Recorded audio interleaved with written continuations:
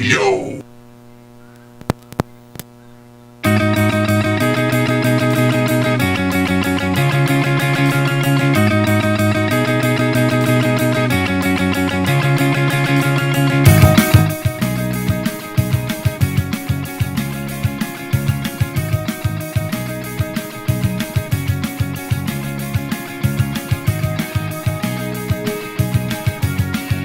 Welcome. I apologize for getting the technical difficulties out of the way, hopefully early. Welcome, Rebels. Another debacle. I feel like a broken freaking record. But what is going on with college football? Why? Why are we doing this? COVID, more COVID. I'm sick of talking about fucking COVID, but we're going to talk about fucking COVID.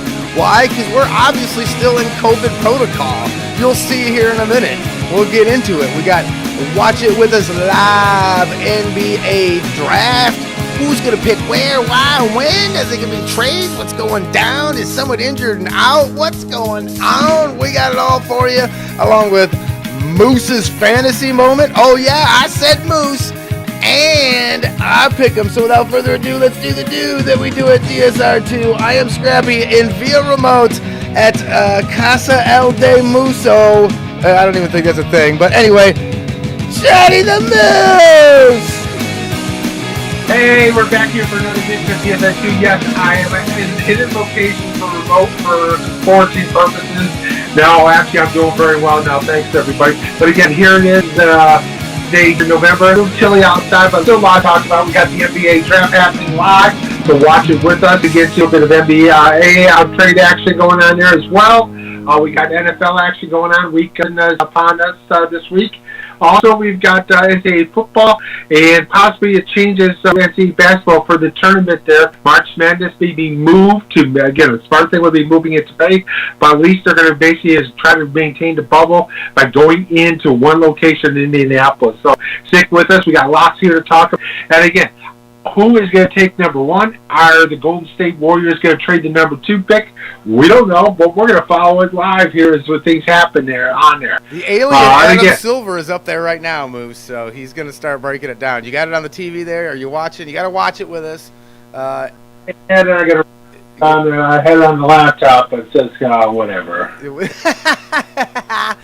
It's just him at a podium. I don't know. It's not going to be like the NBA where everybody was at home, but I think they are in little isolated bubbles, it looks like, what I've seen so far. But he's just doing his monologue, so no worries, Moose. Yes, there's Adam Silver. The state of the NBA is strong. Dude, eat a ham sandwich, man. You look like freaking Oh my God! I mean, I'm a skinny guy, but Jesus Christ, you could slide his ass under the door. Put on it could be Jack Skellington. Jack Skellington, nice. All right, Moose. Now we didn't do great in pick'ems last week, but we have a chance to rebound this week. There's lots of COVID stuff to talk about. Of course, we got the NBA draft, so that's going to kind of, be the top of conversation here. But where do you want to kick this thing off as you do this virtual style? It's weird having virtual Moose here and not real Moose. So can't wait till you can come back next week. We're a little bit of the NFL action on there. We had some great games over the weekend. And again, let's see here. The Wolves look like they're still there on the clock. So yes, on the clock. Yep. We got 4 minutes left in that picking time, and we haven't heard anything yet. So take the kid out of Georgia or Mello. I mean, come on. Yeah. No, there's only 3 really options, and it all depends on what they want to do as far as developing their big 3 over there in Minnesota. So. I mean, your number is your point, so you really don't need a point. So that kid kicks out LaMelo. So just, again, Towns, Wiseman going to play the 5 and Towns will play the 4, or do they go with the kid from Georgia there, who's the shooting guard on there? That might be on there, but yeah, it's Minnesota. They'll screw it up. Yeah, they always. Yeah, it sure feels like it. If you didn't have Garnett fall in your lap, you would have screwed that one up. So yeah, we had some great games on here, some upsets, some late lemon heroics and everything with that. Oh yes. And then the Colts took control of the South there, man. They manhandled Tennessee there. I was surprised. Tennessee has just kind of dropped off. I thought the running game, they'd be able to dominate the clock. I thought it would be a closer game than that. I just didn't see that. I don't know. But yeah, they I don't know what happened to Tennessee, but whew. Yeah, I mean, again, he got his yards, but that was it. They kept Tannehill and check on it. And that Colts defense was really freaking good there when they hit out there. But Darius Leonard back on it, that's a different team-wise on that. And again, looks like the number one running back is going to be Naheem Hines, at least for the remainder of the season on there. So the way he's been running there. So, and again, old man Rivers can dink and dunk it, but he can't throw it downfield. But if he's not put in a position where he's got to throw it downfield, be just fine. Well, and you don't necessarily have to do that. I mean, Breeze has been dinking and dunking for years now. So, I mean, you can do that and be successful. Yeah, I mean, they'll win the South because the South is god-awful garbage. And, I mean, then those two teams, everything's on there. No, still sitting there, oh, am I going to pick? Am I going to be picked? No. Well, it's nothing yet. No one's picked yet. No, if I got the screen right here, Moose, I got the drop down like we normally do here, and I'll definitely I'll keep everybody abreast of the situation. But they have not made a pick yet. But they're getting down to the last 60 seconds here. So. And then Bengals came back down there. Again, Pittsburgh showed them who's boss there, going 9-0. The only undefeated team on there, Big Ben, they basically took it upon himself on there and they shredded them. I mean, Bengals are not very good. This was really his worst game there he's played. And again, the Steelers definitely are the best team in the right now. Is definitely in the Central there, the AFC, and arguably they might be the most in the AFC. Yeah, they've been playing great. They're off to like their best start in 100 fucking years or forever, as far as I remember. And this is just, we talked about it last season, how they had a MASH unit out there and were still had a winning season. How great the coaching is, but the coaching, the front office, all the staff were all. I mean, it's just amazing what that organization is doing, and to have old ass Ben for being off for as long as he is, and he's not lighting up the world, but I mean, he's uber efficient, and they're just killing it in every single phase of the game right now. And to me, it's just a testament to the coaching staff and the personnel there, that it just, from the top to the bottom, all down to from the front office to the water boy, they're just killing it right there. I don't know what else to say. Yeah, I mean, they were getting the most complete, especially on offense-wise with Connor. I mean, Connor didn't have he had a game on here, but he didn't really need him. And again, the way Big Ben's playing. And then also you got a three-headed monster with receivers with Juju and Johnson and Claypool now at the receivers. So, yeah, I mean, they just can light it up on anybody with it. And again, the defense holds everybody in check. And that, I mean, considering they lost, who they lost already, Devin Bush on there, they lost him for the year, but they don't even see losing a beat a little bit right now on there, putting pressure on the quarterbacks, getting great play out of the secondary. So I don't think you're going to probably see Pittsburgh into the AFC Championship game on there unless something happens to Big Ben. Yeah, if they can keep Ben healthy and maintain what they're doing, yeah. I mean, it's funny. I mean, just listen to Tomlin trying to find a reason not to sleep on a 1-8 Jaguars team. It's funny, but that mentality and the way how serious and how they handle their business over there is absolutely working, and it's on full display this season for sure. I'm a Steelers fan, so that's where my fandom has gone over the years, quite a few years ago now. But well, actually, even when I was a kid, but it's still amazing to me. It's nothing like I've ever seen how they do. All right. Draft Anthony Edwards, shooting guard, Georgia. Yep. Sorry. Yes. Yeah. And Golden State stuck number 2, and Charlotte's on the clock next. But unless they make a trade here, we'll see. But SSCC freshman of the, is that who they got? Was that who was it again? Yeah. Yep. Out of Georgia, 6'7" shooting guard. Yeah. So he's probably again, maybe this shows into play. Well, this will be on there for them. Perfect example. I mean, they got the point guard. Now they'll get a shooting guard, and they've got the who can play the 4 or the 5. So sure. We'll see. Hopefully this will turn them a little bit because they've been just all the pieces just haven't come together. No, like they should have been. Even with Garnett getting him to the conference championship, and then they can't get him over the hump. They won against the Lakers all those years. Right. You know, I would say so. We got the end up beating the Washington football team. Not for lack of trying, not trying to give it away, because they did. Oh yeah, they tried. They tried 24-3, and then the defense just let them move right down the field, and then all of a sudden the Lions group get a field goal, go up by 3, and Washington comes down there, goes up by 3, ties it up, and all of a sudden they give Stafford 46 seconds, and he moves them down just to get a 59-yard field goal by Prater. Yeah, the fact they even had to take that game to that level at the end like that, it's just an embarrassing situation. I'm sorry, like I love Riverboat Ron, but that team's a dumpster fire over there. And Detroit, you're up that big, you can't, you can no, it can't come down to you with 16 seconds to make a move on a field goal win the game. That was embarrassing. And you know what? They win just enough to keep everybody in place, and we can watch this fucking shit show again next year. Yeah. I mean, this was the game I thought, oh man, they're going to lose this game, hopefully lose this damn game. And I'm thinking, all right, they're going to fire both these clowns after this game. After they all this to get to lose it, maybe this way. And then all of a sudden they basically come back and win one on there.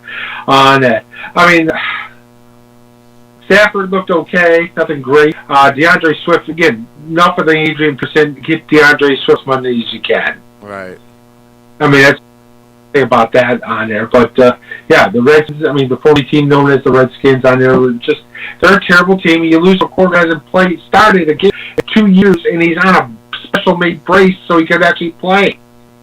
And he lights them up for almost 400 yards. That's crazy. That, and then I'm sorry, go ahead. Packers held on back in Jacksonville on that one. That one was Jacksonville. I think that's an example of the Packers taking Jacksonville a little bit too lightly on it, especially when it's like no guard. You got Lutton there starting his first game, and all of a sudden they just were in a dogfight the whole game. Yep. I mean, that was just the kind of... I don't think Green Bay's all that. Their defense is not that good. And they really... I mean, Scantling has been playing better as a number 2, but it's been Roger and Andre, and Devontae Adams is it all season. That's about it. That's all they got going. But when you got A-Ron, when you got that combination, they've been fairly successful. You're in a weak division. You're going to win your division. I mean, look what they got around. NFC is a fucking storm. The North and the East is fucking horrid. So, I mean, being at the actually legit are thunder. But yeah, I mean, you've got, they said there's 6 teams or something like that in the AAC that are 6-3 and better. I mean, it wasn't for the NFC West having 3 teams with 6-3 records. I mean, the AFC is garbage. I mean, Buccaneers came back and beat up on the Panthers on there. That was a 1-on-2. I thought, all right, Buccaneers, man. They finally got a way to get to Brady on there, and then all of a sudden he comes out there and just rips them to shreds. Gets a 98-yard run, touchdown run. It's just like, holy crap. I mean, and now Bridgewater's out this week, so we'll see what happens there on that. And then again, Giants and Eagles. I mean, what the hell is wrong with the Eagles this year? I mean, they just terrible. I couldn't tell you. To me, the Carson Wentz thing is a part of it, but Dude, my man's not like good of a coach. Like, I know he won a Super Bowl. I know he did a lot with a little and took a team that shouldn't have went, and they had a little run there. But I feel like that's almost like just lightning in a bottle. And this guy is not. I don't know, man. But something's definitely lacking. But that whole division is awful. And if you can't, if you Giants, like, if there's better team, yeah. You need to be terrible on there. You're running the leading runner of the Giants as a quarterback, Dougie Jones. I mean, Daniel Jones, Danny Dimes, and I mean, seriously, they're terrible. I mean, of course, the Eagles. I mean, they've been snake bitten all year with injury wise, losing both starting tight ends, losing your running backs, losing receivers, losing offensive linemen. But if you can't beat the Giants, I mean, what the hell? Yeah, I mean, that's what the Giants are just. Not a team, and then it wasn't even like it's not even like you got beat on like a fluky last second play. I mean, you know, you got down by double digits. It's not a good look. Yeah. And right now with Dallas looking as horrible as it looks. This should be a year to kind of stroll through. And you know what? They're gonna win the fucking division, and they're gonna be 6-10. And I'm gonna lose my mind because they're gonna host a playoff game at 6-10. It's not. They have to do something. They have to figure something out. This can't be acceptable. You have to win 500 or better to qualify. Something. Okay, pick. James Wiseman came in at number 2. Center. Oh, there it is. That's what I figured. Right? You want a big dude to go with your backcourt that's, I don't know, the greatest single backcourt in the history of backcourts. I mean... Yeah. So they're going to he'll be the 3. You get Iceman will play the 5. Yeah. And you get the interior with the rim protectors with him and Drake. Right. Yeah, I like it's 7-footer. Yeah, I like it, especially if they can work in, right away. I mean, I don't see a reason why not to just play the kid. So, no. And that's kind of what you want. So there's a couple of when you look at this draft, guys. If you look at like 10 through 40, there's a lot of guys in that group there that are gonna they'll have really good potential and be polished players and good players in the league. It's just they're not going to be like the great players in the league.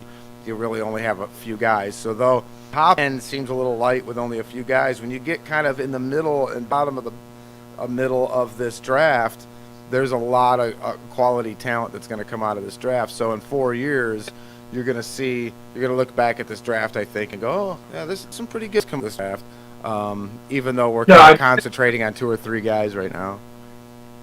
I just don't think at the top level, like the ceiling on there is as high as what they have been in the past, but the floor is definitely a lot higher up than the past with it. Texas and Browns on there. Browns ended up winning that game when they run the ball. Even though they didn't, the delay of the game got because it was a freaking hurricane coming through Cleveland with 7-mile-an-hour winds. That's crazy. It was just like, holy, if you're in the up deck and sitting there, you're one of those few thousand fans. Oh, we got those few tickets to go see the Browns. Holy Jesus Christ. I'm gonna die. What are you doing? I am doing this to myself and risking the COVID, as they say. Oh my goodness. I mean, I was trying to just get rid of the damn I want them to take it away at this point. Yeah, Nick Chubb basically breaks a 58-yarder, is tiring out, and he runs out of bounds at the 1, so they can just take the knee. All right. Maybe that could have done. Well, I don't know if he had some money on Vegas on that shit, because it really jacked some people up, and I think it probably jacked up some fantasy owners too. Well, I haven't fantasy on it. It didn't hurt me on it because but he got over the 100, so I'm like, okay, I got my bonus over the 100. I just don't get the 6 points and the bonus for the length of the touchdown run, but fine, I can live with it on there. On that, but yeah, Texas is terrible. I mean, if I Deshaun Watson, I'd be looking like, where can I opt out? I need to get out of here now. Dude, he just resigned. What do you mean opt out? He just mean. What do you do? Didn't we talk about this before? You resigning when he's taking all your weapons away? I said that on there. I was like, dude, the moment he traded DeAndre Hopkins, I thought, man, if I'm watching, like, I'm out of here. I'm just going to put it on there and then re-sign something with. Well, he get a lot of money guaranteed. Yeah, that's great. Well, But he can opt out too. So I think it's like he's got this year, next year, and he can opt out after year 2. You think he's opting out? oh, yeah. To the yeah. He's already planned where he. There's always a need for a viable quarterback. He's a guy that can go up and get every once in a while. He's proven a force in the league. He just go up the road a little bit to Dallas and take over there. Let's give we'll get another franchise here, and then we'll get Watson there because he's a definitely better quarterback than Dak. Dude, you know, there's some brilliance at Ida Johnson to do that, Moose, but I think you're on to something. I'm sure what you're going to get with Dak. You're kind of obviously worse off without him. We got a pick here at number 3 here in a second. Give it to you, the Charlotte Hornets. If he doesn't, you get his broken fucking down off field. You bring in, fall right in place. LaMelo go to Charlotte. He's not happy. I'm not playing. I'm playing over in Australia. I'm not. I mean, I know everybody wants to get NBA. That I don't think that's how you want to get in. But that's a shot. Well, you know, I think hopefully, but LeVar has learned his lesson with dealing with the NBA and just goddamn mouth and lets his kid do his thing. I mean, I don't know what else to say because he's good. He's probably the best of the 3, I think. And so he'll do well in the league, but you know, his daddy's got to stay the fuck out of his way. Yeah. So he's definitely out of all of them. So yeah. I bet you. Yeah, they're not thrilled. Great, Charlotte, fucking Charlotte. Oh God, don't play for the Knicks. Ooh, that was a sick play. Showing the highlights of him passing. He can move that rock. Nice. Yeah, so and then we got the Chargers getting a heartbroken again, losing to the Dolphins. It's a touchdown, but it's not because he's not in bounds. Or he didn't hang on to the ball. It's one of those things, Moose, where both those teams are kind of like stumbling their way forward, but they're going to be, both them teams will be fine, I think. They got quarterbacks that they can build upon, and it's just Miami's just a little bit further ahead in the process. But Herbert looks really good, and I'm looking forward to maybe more of these matchups in a couple of years when these guys get a little bit better. But I still worry about Tua, a little sloppy with the ball. I'm a little worried about turnovers and stuff like that. I think they haven't had him to do too much, and they've been playing well in all other phases in order to kind of help him out. So I like, but I'm kind of concerned when it comes to. There's been a couple times just like he'd be running to the sidelines, getting ready to throw the ball out of bounds or throw it away, and then almost throw an interception. It's like, whoa, dude, what are you doing? So there's a few things that have been kind of careless, but other than that, you know, if he can stay healthy, it's promising for Miami and having Tua, especially the timing, right? Because instead of letting your boy Fitzpatrick go from Fitzmagic to Fitztragic, they kind of cut it off at the head and then put him in now, Tua in now, and they were able to kind of bring him in slowly, coming off that injury. So I really think they handled the situation well, and it looks like it's paying dividends for them. So, but yeah, I agree. I feel bad for Herbert, but anyway, go ahead. Yeah, I agree on it. I mean, I feel bad for Herbert and the Chargers. Herbert's been playing pretty good. And again, the reason they're losing is not because of Herbert. They've just, I mean, we'll see what happens there. Maybe it's the head coaching is just not quite there on it, but they've got the talent. And I think the Chargers' long-term eyes is going to look good for them a while in there. Then they got, again, spend the money and keep everybody there and keep the weapons, because last time the franchise quarterback, they screwed up. Well, in moves, and we know they've got to really maximize what you do when your quarterback's on a rookie contract. So, like you said, you have to put as many weapons around him early. You can't take him away because you only have a small window where you can really get in there and maximize the talent you can put on the field with the contract that you're giving your quarterback. So, yes, it's crucial to do now, because if he keeps the way he does, even if you don't get a great team around him, you're going to have to pay the man, and it's going to be even harder to field a better team. So, yeah, you're 100% on that one. Patrick Williams just went to the Bulls. Small forward from Florida State. Oh, good. Thank God he didn't fall to us. Yes. That's a terrible pick. Yeah. Great defensive player. All skills whatsoever. Didn't even start. Yeah, okay. I'm going to take with the fourth pick. Hey, like you said, at least it didn't fall to 7 and then the Pistons go with it. I was kind of hoping the Pistons make a move with that pick and move it around, but there's no way to move up far enough really to get anybody significant. So looking into moving back and getting more assets, so you turn into the Philly. But I don't know. I don't know what they're gonna do at 7. That's gonna make me go woo, you know. Either maybe Halliburton from Iowa State or Killian, the kid that was played over in France and that. They both played point guard. Sure. I like the Killian kid, I think, if you're going to go that route.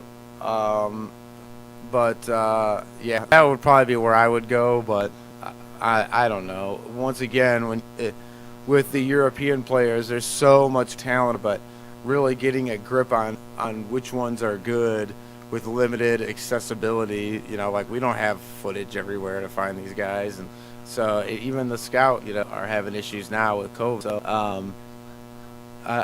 so we'll see. It's kind of one of those things. That's where I'll go, but we'll see how that plays out. I kind of like both of those guys. Bigger point guards. They're like 6'5" and 6'6", and they can got good size and they can shoot through it. So we'll see. So I hope that. Thank God Williams didn't fall to us. Oh yeah. And then we got team of the day was Buffalo and the Cardinals, man, in the desert there. Oh yes. What a great. What. I mean, holy crap! You mean what else can you say about this game? Back and forth all day. Buff gets a late. Someone's got no timeouts. And all of a sudden, they basically get in there, and all of a sudden, gets a Hail Mary and the only man. What you saw with Hopkins there, you thought, all right, he's going to catch the ball. I knew it. You knew it. Everybody in America knew. Oh, dude, just hit him. Who cares if it's a penalty? Just hit the guy, knock him down. I know. Don't let him catch. Do not let him get his hands in the air. My whole thing is this okay? So there's a strategy to playing defensive back in a jump ball situation, and depending on the situation, a little bit different strategy. But what could have easily been implemented with the way they were set up down there in the 500 game? You remember game 500 when you were a kid, where you're kind of all bunched around the big kid trying to find a way to not let him get the ball. What you do is you just extend the elbow instead of extending your arm upward. So, in other words, the front guy puts both arms up. The guy to the left of him only puts his left arm up and puts his right elbow out. And then the other guy does the same thing and puts his left elbow out. So that restricts the ability of your receiver to get his arms up cleanly. And that's all you're doing. You just want to disrupt him bringing his arms up, so it takes him that millisecond longer to get his hand up there. And then with all those hands down there, you're going to get up there. Now, it's not stick your arm out and your elbow out and leave it there. It's just throw that elbow before you throw that far arm up. And it's just a delay on that 1 second. When you're in that scrum with all them cats together down there, it's a jump ball, man. They're not calling that shit. If you swap the arms down or you grab them, calling it. But dude, they didn't get physical with him at all down there when that ball was in the air. And I'm sorry, if you're not boxing out like Mahorn in the 80s and 90s, then you're not doing your game. I mean, you're not. And there's no reason why he should have caught that ball. There was 3 or 4 guys in the play, and 3 of them had their fucking hands on it at the same time as he did. How is that possible? And he knocked the motherfucker down. It's mine. You could knock that thing. I could smack it out of his hands. I don't have to catch it. I can wait till he puts his hands on it, and I can just bitch slap the fuck out of his hands. Like, you don't, he got to catch it and bring it to the ground. So, to me, it was just one of those things where they just, you can swat it away like basketball. Like you said, Moose, fuck if it's a pass interference call, who cares? Make them earn it. Whatever. Yeah. You're lose. I mean, but what they did, I don't know, man. It's crazy. That's crazy. So, but you got this week. You got some good games that could have potentially, as good. I don't know about that good, but as good as that game. So we'll talk about that later. But well, look at that. Cavaliers. The Broncos. Sorry, I was going to say the Cavaliers is in, but go ahead. All right, let's click over. I mean, yeah, sorry, I didn't mean to cut you off. I was just, I know we got a bit of a delay there when we're talking, but Isaac Okoro. Oh no, that's someone else. I'm sorry. They're just showing stats. I didn't see the pick yet. I don't see it. Saints beat up the Niners, but the problem is Saints lose Drew Brees probably for a month at minimum. Oh. I believe he's been playing like that for a couple of weeks. Yeah, now he's got 4 broken ribs and a lung. That's insane. And he still wins. And they try playing through that, and I can't play anymore. Well, I can't breathe. Yeah, that's my lung collapsed. It was a Coral that ended up going. So I go to the Cavs. All right. So. Yeah, none of that's wearing masks or social distancing. There's quite a few of them. They're all hugging and doing their thing. It's like, whoop-de-woo, we don't care. Rona in the house. Yeah, whoop-whoop. We all got good insurance now because I got a big contract, so we'll give everybody the Rona. I'm just kidding. Yes, man. They just got drafted.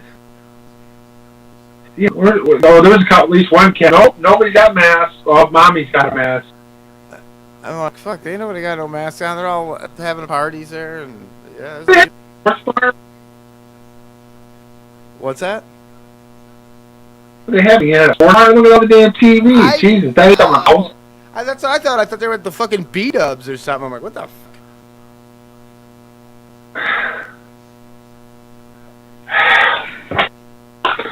Was it B-dubs in Auburn there? I don't know. So, Rams take care of the Seahawks. Yeah. Russell's getting beat up there. Dude, offensive line is. Yeah, it's been a rough go for him the last couple of weeks, man. He went from MVP like, what happened to Russ? So yeah, I think you hit it on the head though, Moose. It's the pressure. They've all been getting pressure to him, and he's eluding it and but now I think it's starting to catch up. I think they're hitting him more. It's just it's becoming an issue, and it's not going to get here this weekend because doesn't he have? He's got Arizona tomorrow night. Yeah, so and tomorrow night's game, yeah, shit. So got the Ramsey, DK Metcalf 1-on-1, and yeah, he just couldn't get the ball downfield, and that's what killed him on that. And again, Goff had 300, yeah, but again, the Rams' offense is terrible. I mean, they didn't buy that deep front there, putting pressure on the guard. I mean, they had 6 sacks there on Sunday, so yeah, that looks there. And then Sunday night we had Patriots taking care of the Ravens.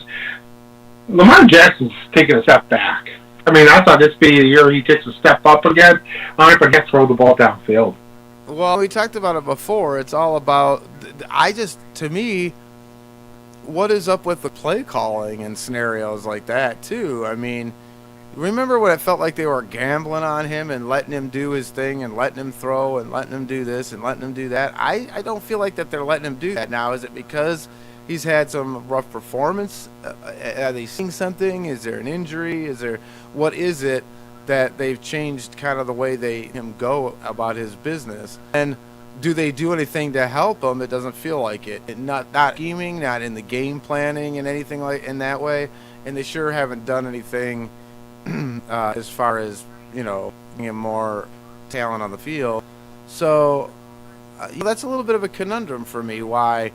Now, would I expect him to maybe have a rough year one of these years? You have the sophomore slump, always talking about things like that. Sure, you're right. I'm surprised that he has really, quote unquote, taken a step back, because it does feel that way. But I don't know that that Harbaugh and that's done a lot to help him in that respect either, if that makes sense. I put him up to 6 there on there. I mean, you're running ball. They got the is one of the best running games there with it, but they did not help in any sort of passing wise on there. And I think there might be a little bit of Greg Rome's offense with these calling there is hurting him, setting him a little bit. Dude, let Lamar be Lamar, man, and just let him do it. I mean, you gotta take the reins off sometime and try to quit fitting a round peg into a damn square hole. Yep, absolutely. Be honest. Yeah. And then Monday night was a game that probably set the era of football 50 years there with the Bears and the Vikings. I mean, the score wasn't as close. I mean, it was closer than what the actual game was. I mean, the only damn touchdown they scored was on a damn 108-yard frickin' or 104-yard kickoff return by Cordell Patterson. Right. That offense is. I mean, the Bears are terrible. Oh, it's bad. It's bad, and I don't know what happened to Foles, but it just seems like he keeps getting worse every time he gets on the field. It's amazing. They should be 4-5. They got lucky because the Lions absolutely collapsed on there. They should have lost that game to the Lions on there. They're terrible. I mean, Minnesota played okay, and then again at the end it was Cook basically chugging up hard yards and getting almost 100. But in Jefferson, I mean, dude, you can't cover him one-on-one. They're trying to. Yeah, we'll double cover Thielen. Oh, that's great. Jefferson's killing you. Yep. Right now he might be the offensive. He might be battling out for offensive rookie of the year on there, and he wasn't even he was like the 4th or 5th receiver taken. Jeez. Yeah. He was behind all of the two Alabama guys, and they're CeeDee Lamb, and then he goes and. But again, they definitely got the replacement for Stephon Diggs there, which is in there. So. 313-307-5340 is a text line, guys. Go ahead and get in on the conversation. This is DSR2 and I fooling you. It is a crazy scenario. We are just doing, protocol stuff, guys, just making sure everybody's safe and healthy. Obviously, you can see Moose at his home and doing well, and I'm here in the studio. We'll be back together next week, it looks like. But we're doing the show per usual, a little bit of delay in the conversation. But we're hanging out. We're watching the NBA draft. The pick is in. Anyika. I just brutalized this young man's name from USC, who is now a Atlanta Hawk. So there you go. But if you want to get in on the conversation, text line is available to you. Also, Facebook, YouTube, Spreaker, Stitcher, all them places. You can check us out, studio57radio.com. You can listen there. The social media is where it's at. If you want to get on the conversation, the mic's in the building. I appreciate everybody that's been hanging out so far. And we've got a couple texts, so we'll get to them. Mostly all well wishes for Moosey Moose, and they're happy to have you back, even if it's via webcam, Moose. So there you go. Yep. So on there, and I'd play it safe for one more week and go just do it remotely here. So yeah. So Guangwo, center from USC. I want to say he's like 6'9" or something like that, but he's a big kid, like 240. So he's a big body. I think he can stretch it out a little bit. So that's not a bad pick for really what I think that's pretty much what he needs. Is a little bit size wise there. Trey Young there. Running the points in it, so that'd be fine. So Pistons are on. They're on the clock, so we will see where they're going. So Killian's board, right? No, I want to see Killian's on there. Okay. I'm not sure who's left on the board. I can't remember now. Yeah, they're both on the board. Okay, all right. Oh, proposed trade.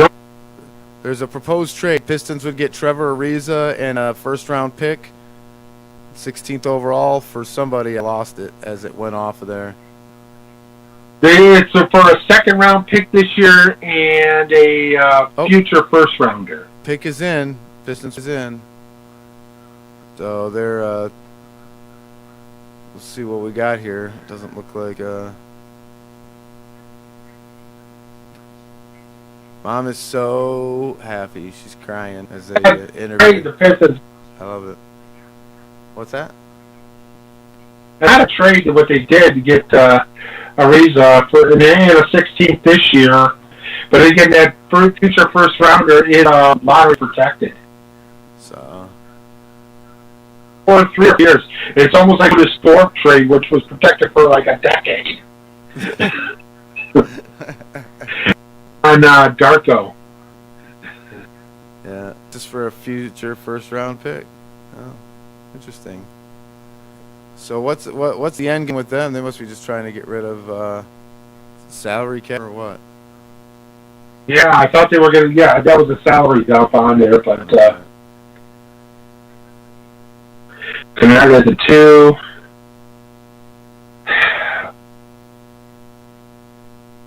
Derrick Rose probably coming off the bench. Right. Pick is in. Come on, give us the pick, you motherfuckers.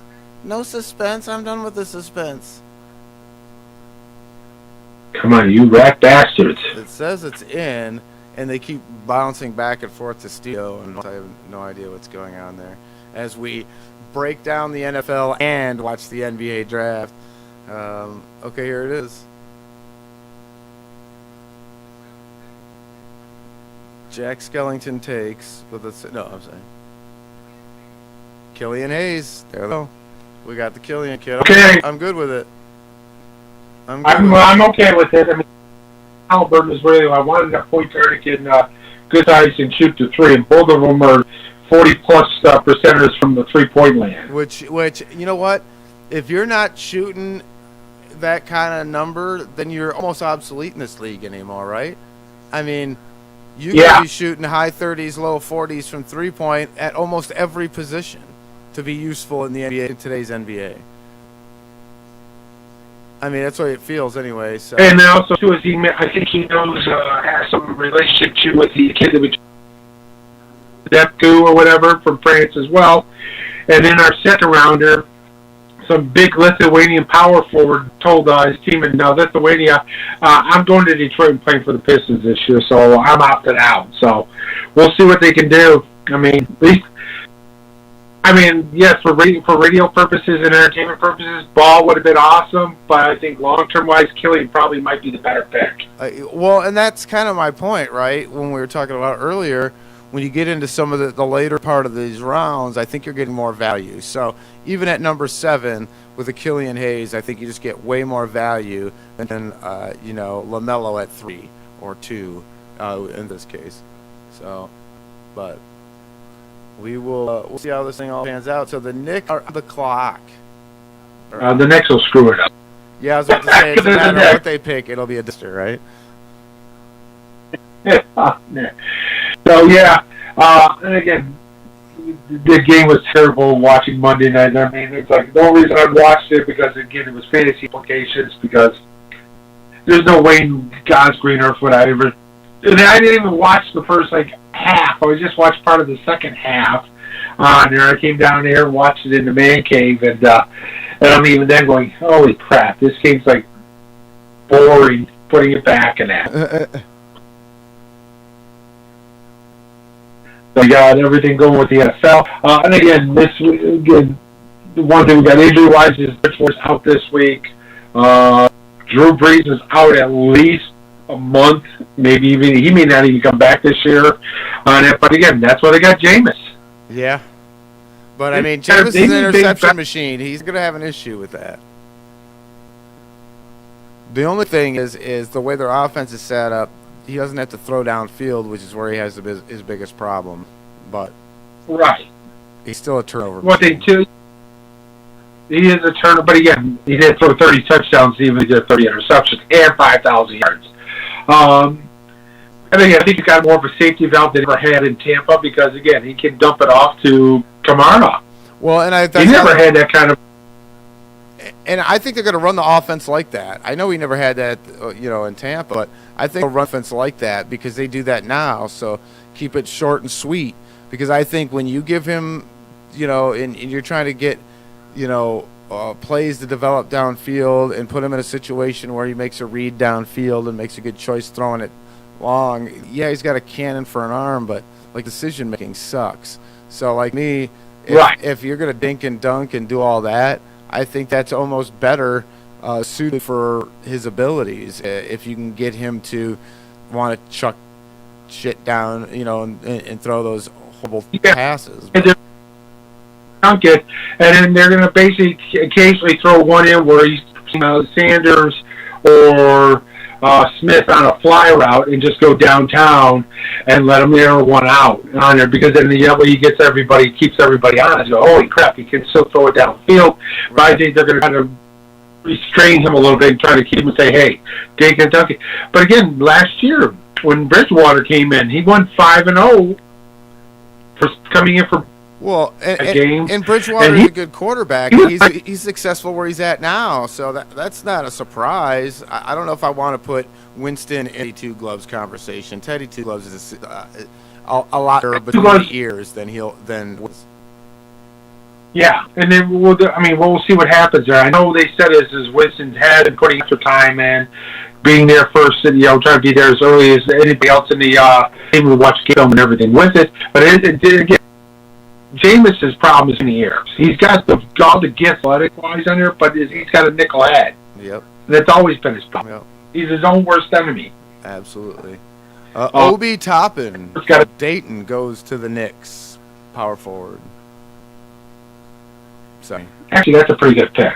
Yeah, I was just thinking, wait a minute, they didn't shit the bed on that one. No, that's a pretty good pick. Again, Toppin is a kid that stayed 4 years in, got better every year with it on it. And then his problem is because, again, today's NBA, you don't want to pay for somebody to play for you in college. You want them, it's about potential and getting somebody young in it. But I think Toppin's a nice pick. He was still the A player of the year, like 2019, 2020. So. Yeah. So, I mean, he's still... He was he's a beast. Yeah, that's a good pick. He was also like 6 inches while he went to Dayton, too. He went from, like 6'9". That's what they said. He went from like 6 foot to 6'8" or some shit like that. Yeah, that's amazing. That's a lot of growing there. That's like you're like Stretch Armstrong at that point. Well, that was like David Robinson when he was at the Naval Academy. He was like 6'2", and next thing you know, he said what? It's like, oh, crap.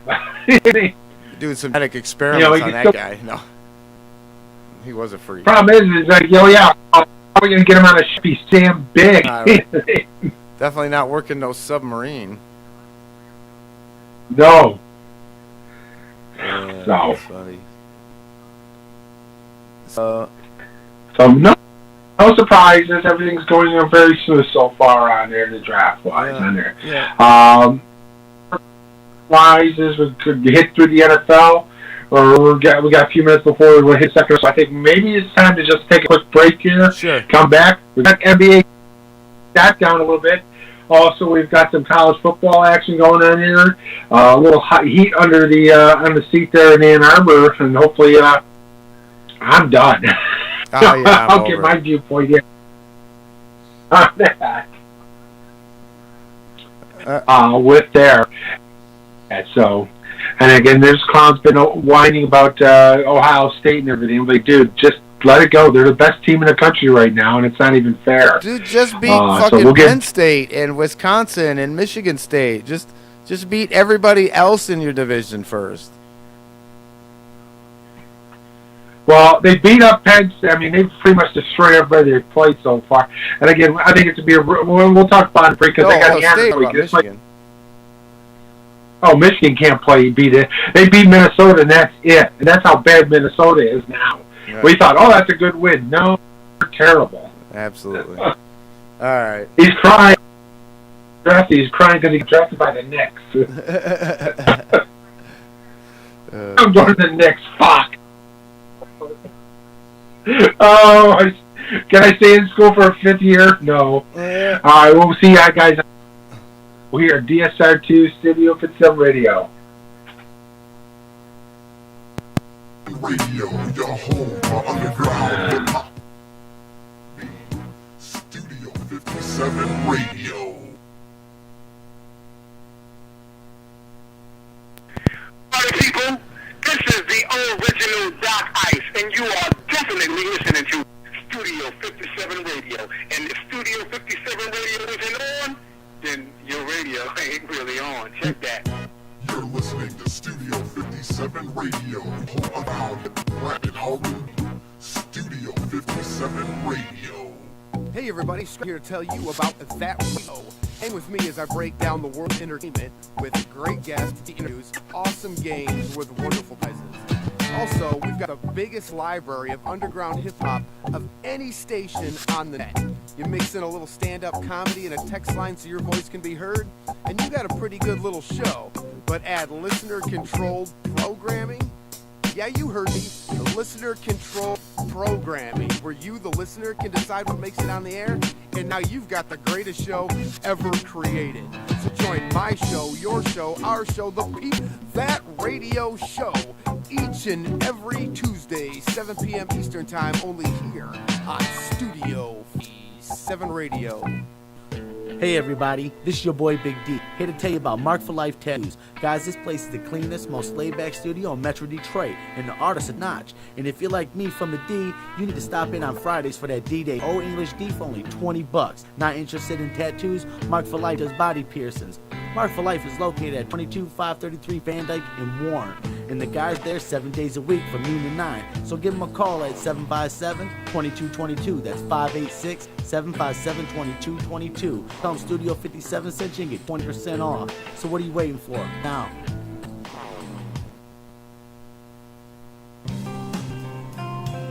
Hey everybody, Smokey here to tell you about Allstate Tire. Winter fast approaching, the most important thing between you and the is your tires. So don't put your safety in just anybody's hands. Go to Allstate Tire. With new and used tires available, you can trust Allstate Tire for all your needs. You can visit them at 14208 9 Mile Road in Warren, or give them a call at 586-779-8759. Allstate Tire, your source for quality used tires. What's happening, everyone? Scrappy here to tell you about Love and Life Club. Love and Life Club is a social networking club that's located at 19960 James Cousin. That's the Lodge Service Drive between 7 and 8 Road in the D. You need to stop in for $5 Fridays for great music, food, and drinks. I personally recommend that Love and Life Club is also available for rental for bachelor parties, wedding receptions, or any party for that matter. Log on to www.loveandlifeclub.com. That's loveandlifeclub.com, or call D at 313-999-2824. That's 313-999-2824. That's Love and Life Club. If you love and life, you need to be in the club. Are taking over this broadcast for the ultimate underground. Studio 57 Radio original. You know, when you hear that sound, you're gonna have a good time, because that's the sound of the ultimate underground. Live concert webcast from the Detroit area. We go to the most famous, or should I say, famous venues in the D, and bring the underground music scene from the streets to your computer like nobody else can. There's only one catch. You never know when and where the underground is going to take over a broadcast. So you need to stay tuned to Studio 7 Radio all day, every day, for clues on when and where the next ultimate underground happens. Now there's no other station on the net that's going to give you this. Live webcast of the artist in the D. That's the ultimate underground live on your home for hip-hop, rock and metal, Studio 57, yo baby. Goodbye.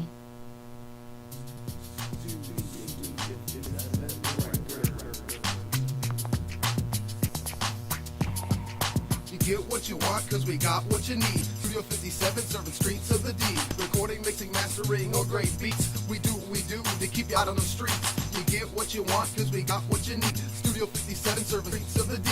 Recording, mixing, mastering, or great beats. We do what we do to keep you hot on the streets. Studio 57 is a 32-track digital recording studio that utilizes Logic Pro, Shure, AKG, Sennheiser, Hardcore, Mackie, Boss, Ivan Fender, Fruity Loops, and many, many more to make your music pop. Simply engineers make Studio 57 feel like you're home away from home. Mixing, mastering, digital media conversion, and DJs for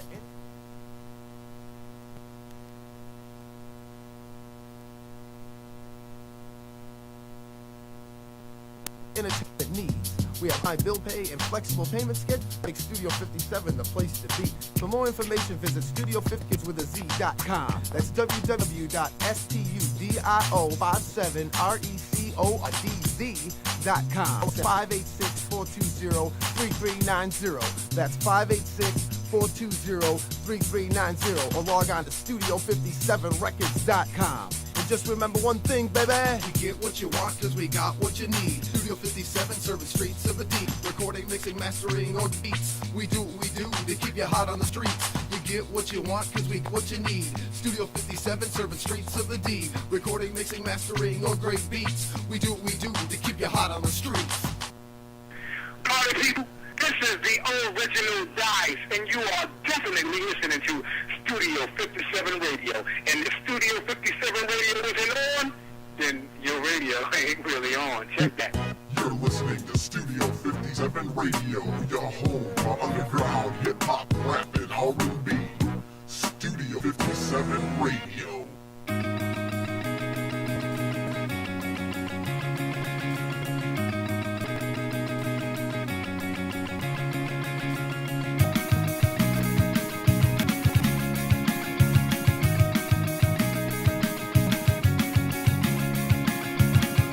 Alright, folks, we are doing this thing again. Time for a round 2, hour 2 of the debacle. If you guys just tuned in, we break it down a little bit, the NFL, but it is the NBA draft in a little watch of this. It's a little different, man. We're in a different world. We talk about stuff. We talk about the NCAA and COVID's taken over that situation. They're going to handle that. We'll get into more of that as the weeks come. And COVID's just a thing, and we're COVID protocol too. So it looks a little different, sounds a little different. It is the same great show that you do know. So here at we still got pick'ems and NFL fantasy moment from my man, the myth, the legend, Johnny. So without further ado, let's do the do that we do at DSR2 at hour 2. And here is the man himself from Casa de la Musi. Johnny, the Moose, what's happening? Hey, we're back here for the second hour of basically our show here and there on a great Wednesday here in the D. Basically, in case you missed, we talked about the NFL season going on there, week 10. Broke that down, week in review. We also been watching the NBA draft on there, giving us little snippets of on there. So far, no surprises on there. Even the next didn't screw the pooch on that one. Problem is Topin was crying because he got drafted by the Knicks. I would. That's probably the worst organization in the history of organizations. I mean, maybe the Washington football team.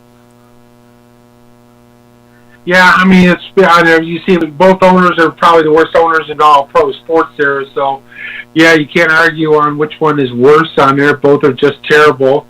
At least the Redskins have won in our lifetime. I mean, Knicks have not won since like 71 or something like that. So, they're terrible on that. So, yeah, I mean, we'll see what happens here. In Phoenix on there, the Wizards took the kid from Israel. Yes. Denny butchered the last name, so I'm not even tempted. So, all guard from Israel. So, we'll see if the Phoenix actually needs a point guard. Chris Smith. Paul there. They took Jalen Smith out of Maryland, power forward. All right, so that's going to give him. All right, so they went power forward there. All right, that's not a bad pick. Well, a little bit of a reach, but not. Well, if they're going to bring in Chris Paul, right? They're going to run. And this is not a great year for all forwards on there, so definitely say it's not a bad pick on there for Jalen Smith. He'll play the 4 They got the kid from Arizona State there a couple years ago. He's playing the 5. And obviously have Devin Booker playing 2 there, shooting guys. So it's not a bad pick on there. It's actually, again, Jalen Smith's a good kid there on there. So, yeah, I kind of like that pick there. Can't really stretch the field out a little bit, but he's not bad. I mean, he can score on the inside of the paint. He goes to them a lot, so that's good news. So yeah, there you go. So there we are. So we were getting into the NFL and kind of breaking down last week's games, but we'll get into this week too. So there's a lot of meat on the bones. So do you want to continue with the NFL as we watch this draft? Is that what we're doing here, Moose? Do you want to? I mean. On everything through the NFL, so okay. Let's get into the elevator room college basketball. Okay. Rick Pitino says they push things back and start later in the year, probably not until early February, and then make March Madness happen in May, not March. And then they're talking about playing the entire trend in one area, playing in Indianapolis area. So I'll play that bubble. All the games will be played in Indianapolis, which sucks for us here in D because we were supposed to have opening weekend at the LCA, or not? Yeah, the LCA. But see, now, to me, I feel like this is the first. To me, I feel like this is the first sensible fucking human being, and I can't believe I'm saying that, but this is the first sensible human being to speak out and say anything on this. Like, this is the only thing that makes sense. Or don't play at all. Of all people, he's a freaking greaseball scumbag. I know. On those, which again is the smartest thing. I mean, it really is. It's basically this. Let's just move things back, and we'll play the tournament again. The NBA are not going to be hitting the playoffs in May this year, so that makes perfect sense. As you have May to control for college basketball if you move it back. Right. Yeah. No. And like you said. To me, it only makes sense, and I hate saying that the greaseball had a great idea, but you move it, and we've been talking about it forever anyway, so, but yeah, you move it, and not only do you create this bubble situation, not only are you going to be the only thing in town as far as sports goes, not only are you able to, but now you're going to be in a situation where not only is testing better, but there could possibly be a vaccine option for these players at that time, and that just makes way more fucking sense than trying to shoehorn this thing in around this virus the way it currently sits. It just doesn't make sense. Yeah. Yes. I mean, it makes perfect sense on there because, again, you see what is going in right now with college football. We've got 5 more games that are postponed or canceled already this week, maybe a 6th one. We still haven't heard one between whether Maryland's going to be able to play the game at all anyways against Michigan State. Maybe it's best if Michigan State just didn't play, and that way they don't get the loss. But it's true. I mean, again, to me, if they're not green light in the game by now, then I don't know how you get it in. Because you got one day to walk through, and then it's game day. Yeah, they're waiting whether officially they're going to cancel it or not. But it makes more sense. And again, this year, anyways, down here again, it's make believe on here. You can't generally claim that somebody wins a national title this year because again, it's all bit. I mean, basically, again, I understand why again the colleges need to do it. We're pushed by the ACC and the SEC because they need money. Yeah, but this is so. They need it. Not get thing done. And how much money are they really fucking making if they're gonna have lawsuits behind this shit? We talked about this before, and this is all trending to just fulfill every goddamn thing we've ever fucking said. And now you put these fucking kids out there, and for what? They play 3 to 5 games for a fucking. No one sniffs a fucking national championship because it's gonna be one of 2 motherfucking teams, and we all know it. And what the fuck? And now you're going to give up a year of eligibility as an athlete for that? For this? Right. Come on, man. No. I think the kids that out there and said, listen, I mean, the smart ones are the ones that, I'm opting out. I'm not playing this year. Absolutely. None of these I'm just going to train for the NFL draft. Yeah. And again, I still think on there, again, You think Trevor Lawrence, when it's all said and done on here, that he missed 2 games, possibly 3 games on there? You think it's like he's on the bench? Oh yeah, I'm glad I played. No, he's probably going. I probably should have just went to the NFL. Yeah. Oh yeah. Because again, his national title dreams, because they lost already, and he's not winning the Heisman. Dude, what, you had nothing to play for. You're going to be taking number 1, but again, what was the reason why you were staying in this year? Obviously, you're not going to fulfill those dreams. All right. Yeah, that's a mess. Clemson goes with, gets played Notre Dame again, and everybody's healthy, and then they go and see they went to the playoffs. But again, these schools are that are just basically, again, the Big Ten, the Pac-10, Pac-12 got bullied into it. Because these other schools basically said they don't give it to. I mean, it's obvious since the SEC and the ACC doesn't care about their kids. Yeah, it's terrible. Pretty simple. Devin Vassell goes to the San Antonio Spurs with the what I believe 12th pick is where we're at now, from shooting guard out of Florida State. So Devin Vassell. So yeah. The draft is rolling along, like you said, Moose, I think without any major surprises. I don't know much about this particular kid for some reason, but he's perfect for San Antonio. But yeah, I was going to say, I mean, he's kid, play defense, San Antonio. Yeah. Yeah. He's playing for San Antonio system. Well, and he's a shot blocker, and he'll steal the ball. Like you said, he's going to play defense at that position, and, yeah, so it should be nice. So, yeah, he's pretty good in San Antonio there. And again, with a big on here, and again, like here in Michigan, I mean, it's been an unmitigated disaster. Yeah, we played a great game against Minnesota. We thought, wow, this is going to be different. Minnesota's just terrible. They're absolutely terrible, and Michigan is just terrible. Joe Milton's not the answer. You know what? Don Brown and his Dr. Blitz defense under needs to go away. He should have gone away last year. Actually, Don Brown should have been fired 2 years ago, and I was done Harbaugh after last year after they got blew out again by Ohio State. Ohio State's going to score 70 on them this year. Oh, watch. Sure. And sad because Harbaugh isn't going anywhere, and then they will oust your boy finally. Like, that's going to appease any motherfucking body. But that's what they're going to do. They can maybe find a way to basically get an amicable divorce on there. There's our stories out there that the Jets are looking at Harbaugh. If the Jets want him, take him. I'm done. Yeah. Oh, yeah. You know what? Time. As I said, time to make your deal with the devil. Give frickin' Urban Meyer $10 million a year and say, come win here. I don't care if he's cheating or not. Remember, if you're not cheating, you ain't trying. And as I always say, we've been saying for years, fucking entertain me. Yeah, well. Entertain me. Yep. If it's not Urban Meyer, not anybody. I mean, I'm at Indiana.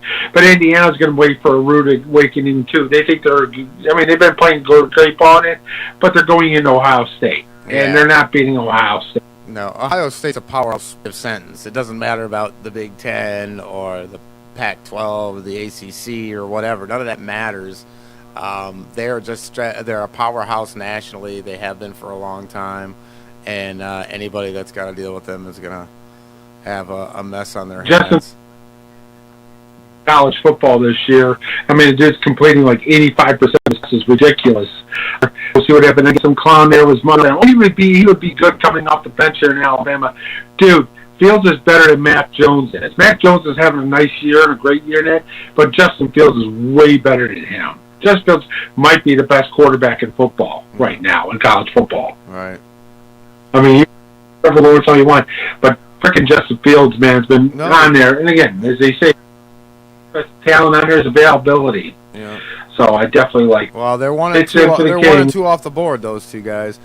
Speaking of coming off the board, Sacramento Kings pick Tyrese Halliburton, point guard, Iowa State.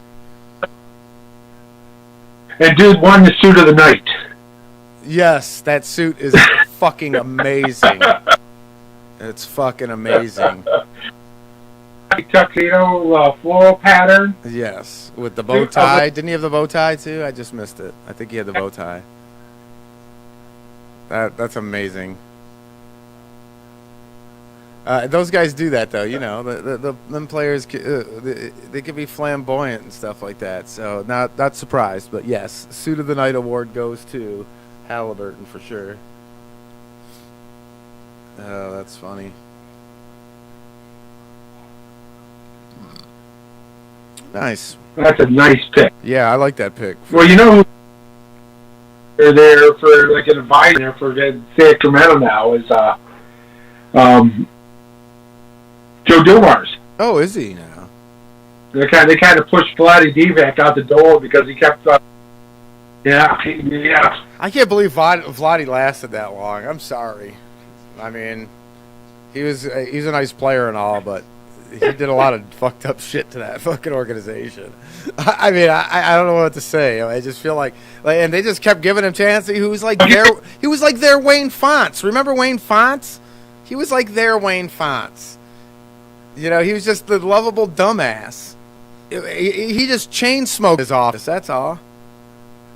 That's like the only difference. Oh, that's what got here. Oh man. Second too is how the hell Sacramento even have a team? Sacramento out there, Sacramento. We just move them over to Seattle and bring the Sonics back. This is stupid. Yes. I mean that's my take, but you know, I don't know how many people are onto that, but I'm all down for some Supersonics back in Seattle. Sacramento. I mean, Kansas City's got to be a better town than frickin' Sacramento. Sure. Yeah. There you go. I don't get it. And I don't get it. So New Orleans is on the See the war room there for Sacramento? You actually could see into it. It was no longer a haze of smoke from Black.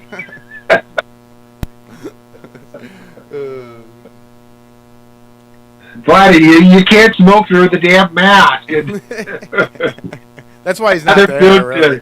He just quit because he's like, dude, I can't come in without a mask on. Oh, I can't. I quit because I have to be able to smoke and I can't chain smoke in a fucking mask. It's like having an extra filter on my cigarette. How am I supposed to get all that nicotine?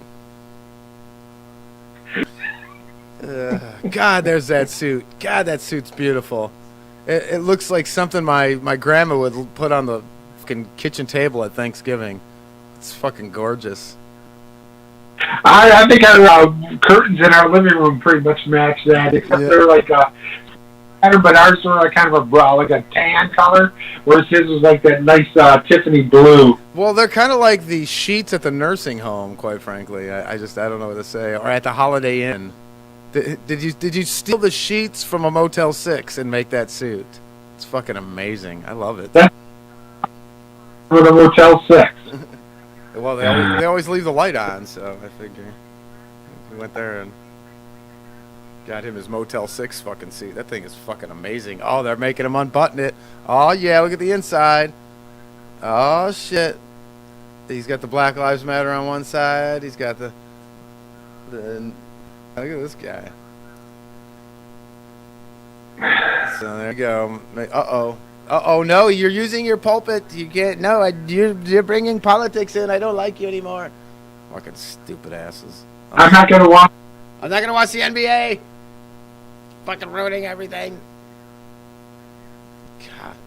Fucking, how stupid are people?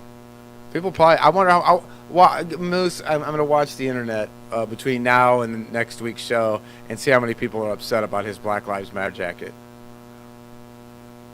Oh, there'll be tons of them. I will troll all of them. Fucking bastard. Start talking about their El Presidente or something.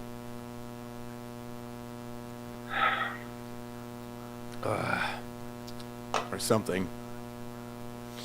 Anyway. Oh yeah, Kyle. We even got MLB news going on. Robinson Cano better for the year for loosen up. Yes. Second He's got pop for being dirty. Yeah, last year, wasn't it 80 games? Yeah.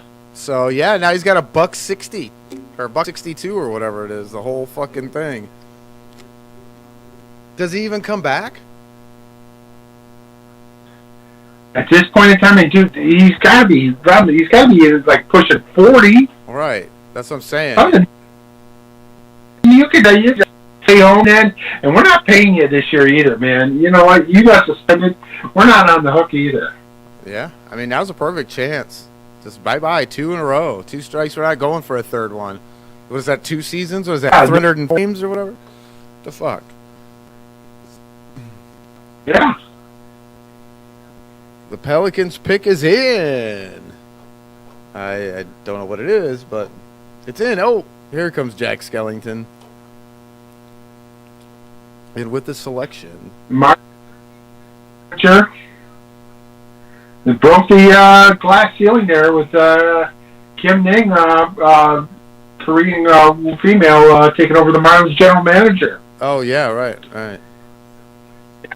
And there it is, your first female general manager. First female general manager of any sport. I like it. I know the talk was out there that she won that, and that's a good deal, dude. That's really good. It's the same thing when you start seeing stuff like that in the NBA where the women are getting coaching jobs and things like that. There's no reason why they shouldn't get a shot, especially when you're talking about a general manager standpoint. It's not like you have to deal with the egos of the players, and it's hard to deal with their fragile egos if you're a woman because of how some of these guys can be. But from a business standpoint, there's even less of a dumbass excuse for why they don't have women in these positions. So this has been in the talks, in the rumblings for a while. She should have had a job and been a GM before this, so I'm glad that she's finally there now.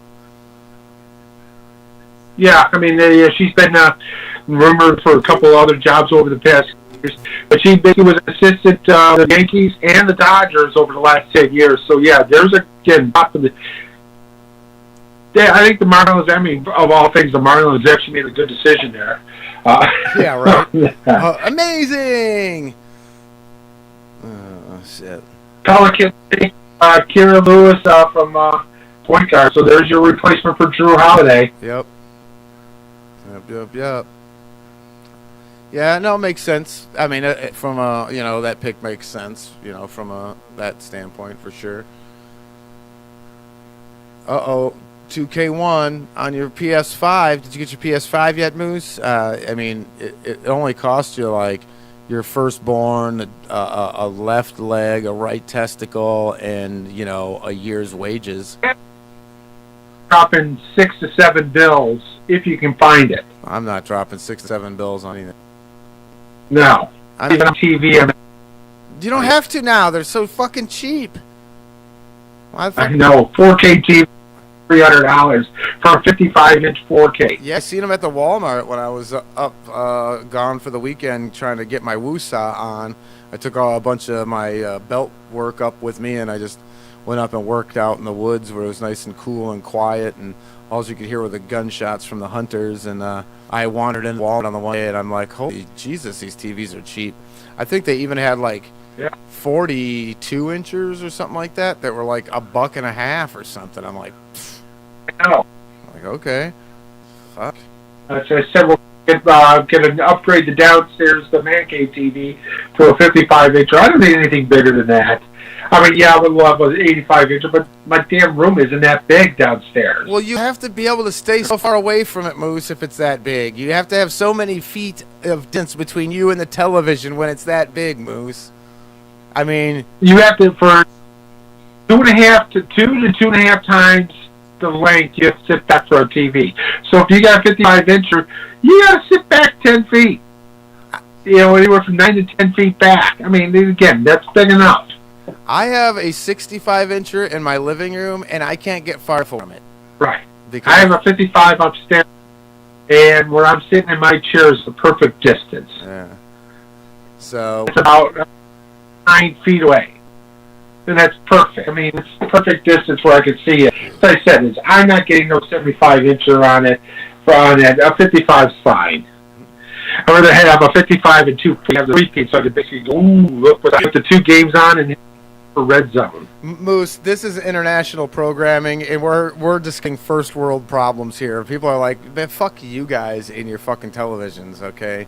333-307-5340. Tell Moose to fuck him and his television. The text line if you would like. No, as we get on and just talk about all this nonsense. But you know what? Fuck you and your PlayStation if you just drop $7 on a PlayStation. No, I'm just kidding. Have fun, do you, and do what makes you happy here. And get in the conversation. We'd love to hear from you.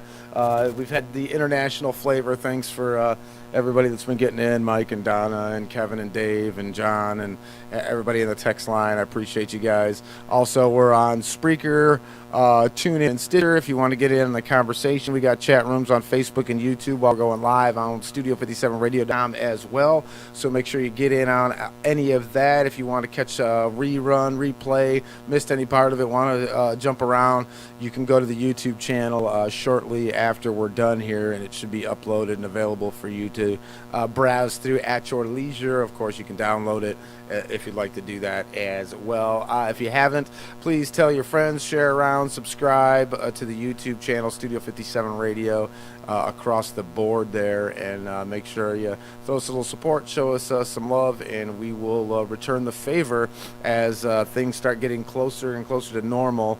I will be getting back to working the sponsorship angle. Right now everything's been a hoop-de-hoo mess, and I have not done that, but when I do that, we get cool things like tickets to sporting events and discounts at like Fanatic U and places like that. So we will get with some of our friends and partners here soon, as they're kind of waiting out the rest of the year, I think, to really make a decision on which direction they want to go with things based on financial. So it's going to be a little weird here, but we're going to get back to that and start offering that stuff. So in the meantime, to get us back there, show us a little love, a little support, show the sponsors that it's worth it to get back with us again in these crazy times. Not that they haven't been, it's just I'm not pursuing right now because the wings are just the feelers and the conversations I've been having. I just think it's a smarter play on our side, but I want to give you that stuff, so I want to pull the trigger on it when there's something to give. But in the meantime, like I said, you can help us out by spreading the word and sharing and subscribing and liking, and even if you don't like, hit a dislike. I know it's silly, but if you're on YouTube and even if you don't like what we say or do and you hit a dislike on it, it still helps people find us and understand what we got and whether the whole process. So we just want to get you guys involved in that as much as we can now as we start moving forward. So there you go. And of course the text line is always there. Anyway, sorry. All right. That little leprechaun takes Eric Nesmith, small forward from Vanderbilt. Nice. So I think what you're seeing here, which you don't see a lot in the NFL draft, a lot of sensible picks, right? Yes. And I think that means he's going to be the replacement for Hayward, and I think they're going to trade him in the off season. Yeah. And then so he'll be their sharpshooter from the 3-point line. 52% from 3-point line. That's a nice pick. Yeah. Again, perfect for what. So I like that on there. So everybody on there, if you had Drew Brees or on there, you have numerous guys that got injured on there. Don't worry. I mean, we got some fancy moments here to pick up on that for you guys because you're making room for the playoffs. Yes. And if you the team, you're still in that hunt though, and you need a quarterback. This week to pick up a quarterback wise on there. There are lots of them available. So definitely the no-brainer is this week is Jameis. Pick him up. Got the perfect matchup. Going to go into North. They're playing Atlanta, and Atlanta can't stop anybody this week. So definitely that. Also, like Philip Rivers available in a lot of leagues on there, so they're facing Green Bay. Again, they're playing in Washington, so Alex Smith is a good pickup there as well. And I would say even Kirk Cousins. Why? Because they're playing Dallas, and Dallas can't stop anybody on there. Running back wise, still a couple there to come fighter for at least another week till Austin Eckler comes back. I think Caleb Baj is definitely one to pick up, but he's definitely their second best running back on that, and definitely he's done the last 2 weeks. I definitely want to pick up. Also, Naheem Hines looks like he's the number one there. Indy, he can also catch out of the backfield, so definitely pick up him. And at least for a couple weeks, Salvon Ahmed, rookie for the Dolphins, there. Definitely pick up him on there as well. Receiver-wise, on there, Michael Pittman from Indianapolis, Jacoby Myers for the Patriots, because he's the only one who seems to be catching the ball. And I think Marquise Valdez-Scantling is going to be definitely the number 2 there left over for Green Bay on that. And again, if you need a tight end there, one you pick up is Zach Ertz has come back from injury. Look at him. And I would say is Logan Thomas and Kyle Rudolph. And again, if you need a defense or a kicker, don't even talk to me. Don't. It's a kicker. You find a kicker, a guy can hit over 50-yarders, pick him up. You may hit a 60-yarder. You know, there you go. There you go. All right, you ready to get into these pick'ems, Moose? Is that what we're doing here? Yes, we're getting to our pick'ems. And we're even going to do something a little fancy this week on it, too, because we even going to have over-unders on most of the games. Oh, no. We're just trying to lead that into here as well. And then we got a great game on a Thursday night coming up here on there. Actually, most of the Thursday games have not been too bad, but it looks to be probably the best Thursday game of the year. Seattle is at home. They're a 3-point favorite against Arizona. Seattle's actually had a rough go here lately. Arizona seems to be playing pretty well on there. Come from that dramatic win against Los. So Arizona +3 on the road. Their over-under is 57.5. Oh, yikes. No defense. I think I go over on that shit. This could be a 31-34 game. The last one was in the 60s, so on that one. Right now, the way they're Seattle has no defense whatsoever. You're basically banking on the corpse of Carlos Hyde as your running game on there. Chris Carson is still hurt on there, and they can't stop anybody. I like Arizona winning this one on the road. Yeah, Arizona on the road. I like where you're going with that, Moose, but I'm going the other way. I don't see how Russ will lose 3 games in a row. I think the coaching is better than that. I think the way they play the game's a little bit better than that. And I think after riding that crazy high from last week, there's a bit of a crash for the Birds this week. So I'm going Oppo on our first pick, Moose. I'm going to Seabags for redemption this week over the Birds. All right, so we got Sunday game, early game. Houston at home. They're a 1-point dog at home against New England. New England's not the run there, but again, they've been running on there, and Houston cannot stop the run on this one. I definitely like New England be able to win the ball on this one. Damian Harris is going to end up with another over 100 yards, and I think Cam's probably going to run for at least a touchdown, maybe pass for one. I don't see Houston doing much of anything against New England. They're terrible. Houston's been, you know what? Houston was a good team until Bill showed the fuck up and decimated shit out of it, and they're not going to recover this. Like, what are we talking about here? And as bad as New England's been playing, the Texans have been just that bad. I don't know what to say. I mean, without the only bright spot is what? Is who? Where? Yeah, exactly. What's that? Bright spot. That's my point. So, as ugly as this game's going to be, I'm taking New England. All right. Cleveland's at home. They're a 3.5-point favorite against Philly. Philly is playing terrible on there. They've done it. They can't stop the run either on it. What does Cleveland do? They run the ball. Chubb and Hunt. Again, keep running the ball. That way Baker Mayfield can't kill you and lose for you. Well, and that's the key to everything, right? So, I mean, yeah, I'm with you. Same thing. Take the Browns here in this situation as well. I mean, I don't know what to say. What's that? The Browns defense is not bad. They're pretty decent. Yeah. The game that really is nobody should have to watch on there. Washington is at home. They're 1-point favorite against Cincinnati. Oh, goodness. What a disaster that is. Yeah. Anybody even want to watch that game? Is anybody watching that? I'm not. But Unless you're just not watching the game. yeah. Well, I'm yeah. So, I don't know. You know, can they both? Is it a tie? How does this work? It does have a tie this year, so they tied on it. But I think Washington's going to win this one. I think Washington's defense actually is pretty decent on there. And again, Cincinnati can't stop. You see what did against the Lions. He'll do the same thing against Cincinnati. Yeah, potentially. I'm going to go Oppo on you on this one again, Moose. I like Burrows in this situation to finally taste some victory here. He's been playing really, really well, and his team been letting him down.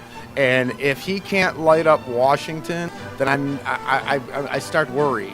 So I think I like situation. I don't know if that's an upset special this week or not, but I'll get back. Not really.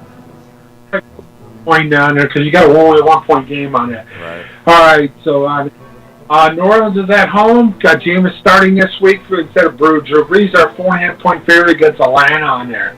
Again, if you want a quarterback here to basically get a knee, a nice game to play against and get his feet wet, play Atlanta because they can't stop anybody. I got New Orleans winning this one. Yeah, I got New Orleans too, but like you said, I'm not feeling good about Jameis Winston, and if it's not Atlanta, this could be a scary situation, potentially Saints, and even going forward. So I'm going to pick the Saints, but this is really kind of putting it down things for them this year with Brees getting out with those, I don't know, an entirely, like he got hit by a car, punctured lung, busted up ribs. I mean, he might as well got hit by a Buick. It probably was on it. All right, so the road, they're going down to Jacksonville. They're a 10-point favorite on the road under. Yeah. Jacksonville and who? I'm sorry. Pittsburgh. Pittsburgh. Best team in football, baby. Pittsburgh going to take care of it because Jacksonville was what? Terrible. They're awful. They're Suckville. Well, and they're bad, but this is the thing. They always get up for Pittsburgh. They always play hard against Pittsburgh. It's always gritty and grimy, and Pittsburgh knows it, and they're prepared to not get beat. They don't want it to be the trap game, right? So they're going to come out here and I think really maybe not on the scoreboard per se, but I really think they're going to come in and show their physical dominance over this team and just beat them up. I love James Conner this week on there. If you've got him in fantasy, start him. He is a must-start this week because Jacksonville cannot stop the run, and they are just going to manhandle. They are just going to beat the living shit out of Jacksonville. All right, so Detroit goes on the road to Carolina. Carolina is starting, not Teddy Bridgewater, it's, believe it or not, it's the AAFL on there. They picked up on it. They're a mess. And McCaffrey's gone again with a shoulder injury. Yeah. So, I mean, Detroit has a chance to steal another victory here. Yeah. Well, here's the kicker. The Lions are a dog on the road. 3-point dog on the road. I got Detroit winning this one because, again, Carolina's got you're starting the first game starting on there.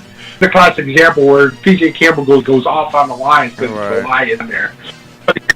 And again, this one too is I wouldn't want to touch this one because we don't know about Stafford because he's got a partially torn ligament in his throwing, his thumb. Yeah. So we'll see about that one on there. But in the meantime, I'm going to say Detroit winning this one on there. So I'm with you. If McCaffrey doesn't play and Stafford can put some kind of a semblance of maintaining possession of the ball. I don't want him to lead the team like and do all his crazy stuff, but just don't turn over the ball with that bum thumb. And I would think they could pull off this victory here. But like you said, Moose, I wouldn't touch this with a 10-foot pole as far as any kind of wager. I wouldn't bet the game. I wouldn't bet the over/under. I wouldn't bet the spread. I wouldn't bet nothing. It was me.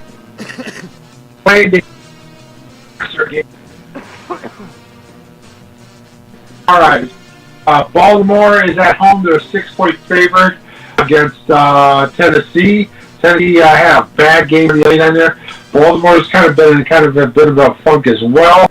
On that 6.6, but Kentucky can't stop anybody either.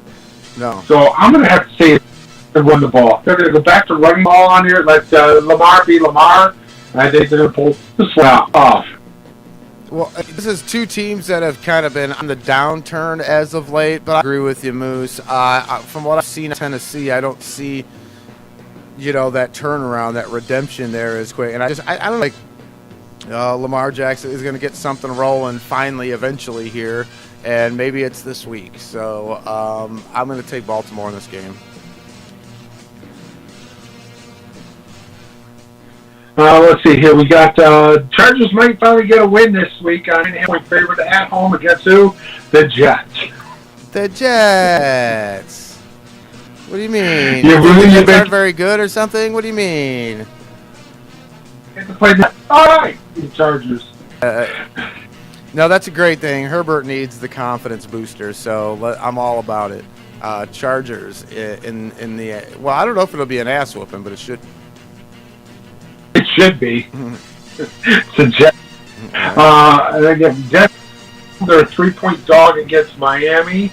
On that one, Miami's been playing nice ball on it. Again, Denver's not very good on it. I think the Miami's defense is a little better on it. Now, I like the Dolphins winning this one. Not because of Tua. I think everything around him is going to be better, and that's why I think they're going to pull off. I think their defense and the run game are going to be able to do enough to take care of Denver. Well, I'm with you, and it's not even just the defense in the running game. Their special teams is playing really well, too. So they're just dominant. I don't want to say dominant, but very efficient in every single area, and that's what, that's what's Tua.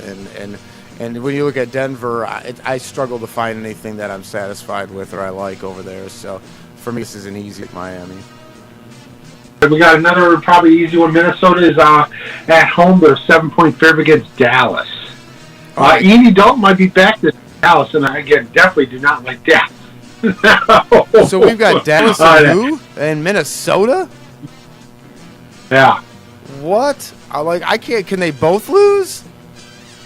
I mean, well, I think either one of them are lighting the world on fire. You really? I mean, seriously, you don't see a scenario where Dallas could lose to Minnesota? And I definitely see a scenario where Minnesota loses to Dallas. I see Minnesota taking care of Dallas. But Minnesota's playing a lot better ball the moment Dalvin Cook came back and started playing on him. I mean, look what they've done. I mean, they've pretty much been giving the ball to Dalvin Cook and let him go on there. And then that's why I says is I think if Dallas can't stop Minnesota, Dalvin Cook's going to have a field day. Give the ball to Dalvin Cook. Basically, put some linebackers and put some blitzes on Dallas and get Dalton beat up again. Yeah, to me, Dallas is just a total mess, regardless of who's on the field. They're just a broken team. And, their offensive line wasn't right before Dak. So they're just not in a good place. So, I don't care. I don't care if Dalton's back. Minnesota still win this game, and I think they will. Yes. All right, so we got Indianapolis is at home. They're a 1-point favorite against Green Bay. Aaron. This is a tough one. This is a tough one, but again, giving Aaron only a 1-point dog? Yeah, I almost got to go Aaron. Yeah, I mean, if you're playing the Plains, and for me, I just feel like I'm still not sold on the Colts. I know they've been doing it, but something about them just hasn't got me completely sold yet. So still bad decision and throw a pick. Yeah, it's still the Phillip Rivers. I would agree. It's still the Phillip Rivers thing, and he could. Yeah, he's a pick away from throwing away a championship game or whatever. So, but yeah, I'm with you. If you got Aaron and you got Adams, Devontae Adams, I mean, that's hard to bet against them too. So that's where I'm going. I'm taking the Packers. All right, so we got the Sunday night game is Vegas is at home. They're 6.5-point dog against Kansas City. Yeah, this is going to be to me. This is going to be the game of the fucking week because of the goddamn victory lap that fucking bus took around Arrowhead after they beat them earlier in the season, and these and KC has been holding that grudge up to this point, and Gruden knows it, and Gruden's gonna have his guys up. I think this has the potential to be. I'm not talking from a scoreboard standpoint, but just from an intensity standpoint, an emotional, like just the way they go at it. Even if it's KC just going in there and just destroying the Raiders, which I don't think happened. I think this will be an intense a game from Jump Street, and could be potentially of the week. But I'm going to take KC without even thinking about it. Yeah, I think this might be a little chippy there, because this is a rivalry on there where these two teams just hate each other's guts. Mm-hmm. Doesn't matter who the players are. The Chiefs and the Raiders hate each other. Yep. And like I said, the Raiders beat the Chiefs in Week 5, and they took their little fucking tour bus and did a little victory lap around the fucking stadium after winning. And fucking Mahomes, none of them motherfuckers got that shit. So. And they've been calling it out in the media. Y'all, this will be a fun one. You know what I talk about here all the time? I love storylines. There's storylines in this game. This is going to be a fun game. This is going to be, this is bestseller storyline. Yeah. All right. Monday night we got Tampa Bay at home. They're a 3.5-point favorite against the Rams. Rams defense looked great on there. I don't know which Rams team shows up on there, because they're up and down on there. But again, but the Rams, I mean, if you get the Brady, if you can get the Brady and beat him, knock him around a little bit, then you can get to him on there. I'm going Tampa still. I can't bet against Brady in a big game on Monday night. Bam, you're right there, my man. Like, you could bust down all the analytics. You could talk about this, that, and the other, all you want. I've got to go on Monday night. End of story. I don't give a fuck. End of story. Yep. So look, they did 2 weeks. He got his ass handed to him 2 weeks ago. Comes back against Carolina and basically lights their ass on fire. You think he's not going to keep wanting? Got a little chip on his shoulder? Fuck yeah, he does. Oh yeah, big time. So there you go. Pick'ems. I got a little faith in them. I think we'll be all right. But once again, guys, do not bet the farm. So, a little watch it with us, guys. I'm not sure where we're at in the draft line there, Moose, as you kind of click things up and start looking. It just went off the air TV-wise, so I'll give you a minute to do that. We've been doing a little watch it with it, NBA draft style. I hope you guys are excited about what's going on.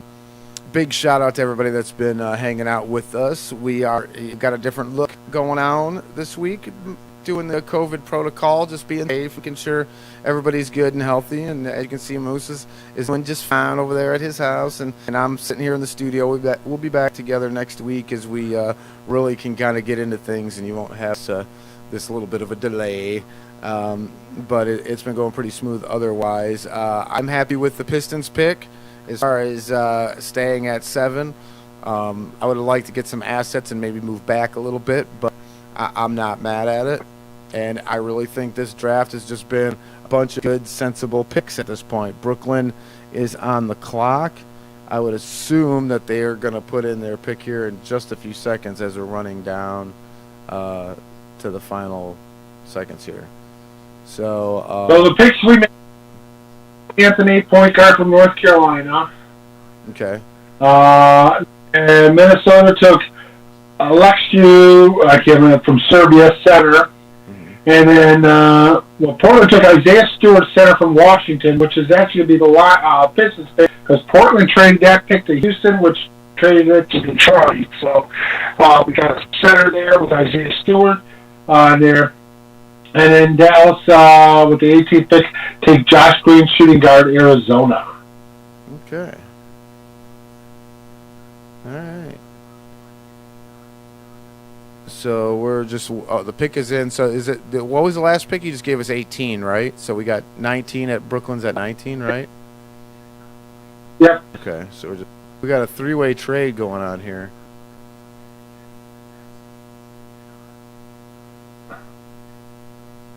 Kennards is going with Clippers. The Clippers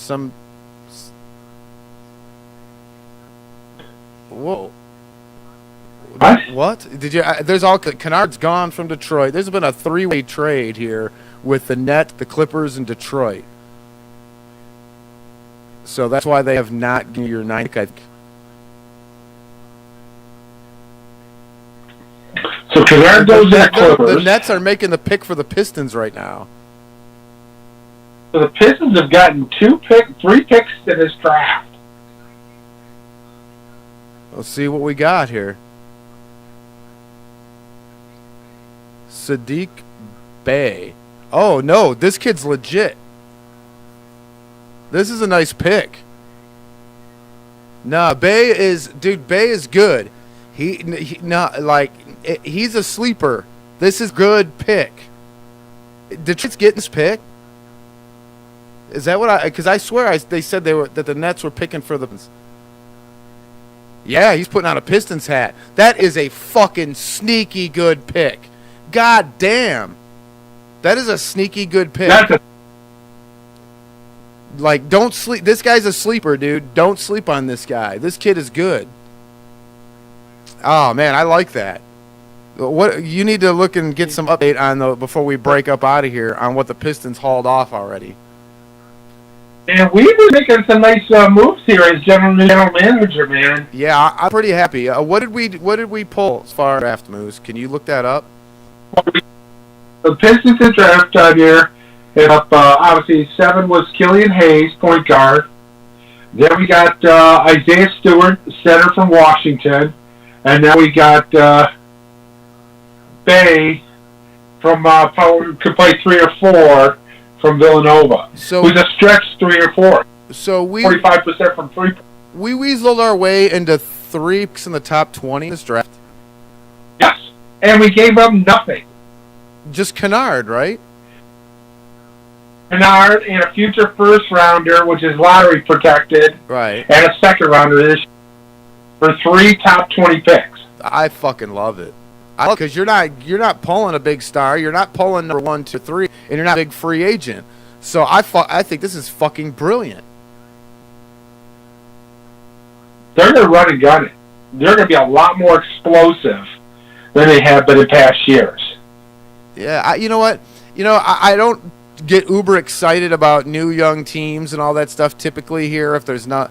But this will be a fun team, I think, to watch next year. At least look at and kind of see what we got.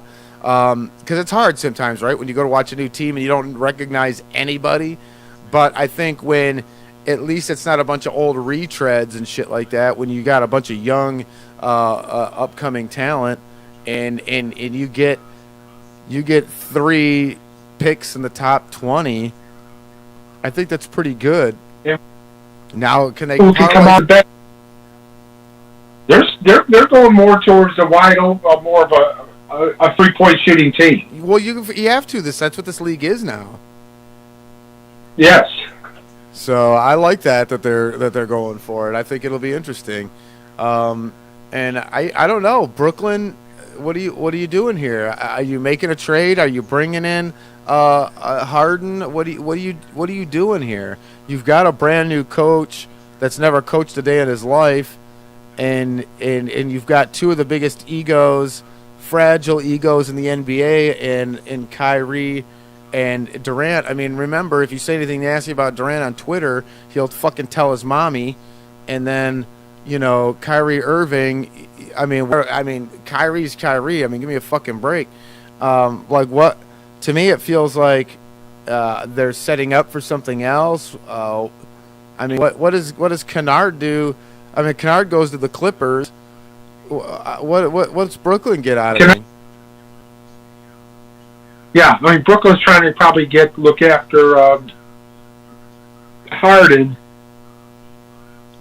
And I don't know. I mean, either that's going to look great or that's going to be an absolute nightmare. That's going to be a disaster. You can't put 2 basketballs on the floor at the same time. What are you going to do? That's right. You got 3 volume scorers on the same team? Are you fucking insane?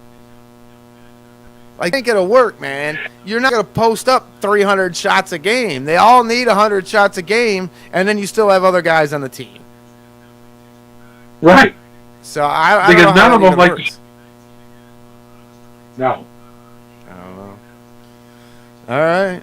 Here we go. That's our little Watch It With Us NBA draft style. I appreciate everybody for coming and hanging out with us. It's been one of those weeks. It's been a couple of those weeks, Moose. Yeah. But, hey, man, guys, stay safe, stay healthy, do the right things. You guys know the drill, man. You know, be good to each other in a million different ways. Be respectful to others by keeping your distance, wearing your mask, and doing your COVID protocol, because holidays are coming. We want you guys to have safe, happy holidays. And if you got to stay home to do it, then do it, because next year we can have another good one. I want to give a big shout out to our buddy Canada Mike. Our love and support to you, my friend. He lost his Uncle Tom today. Big sport fan, and it's a loss for everybody who enjoys sports when one of ours goes down. So, Mike, I didn't want to bring it up in the show, but I do want to send our love from DSR2 to you, one of our dearest fans and friends.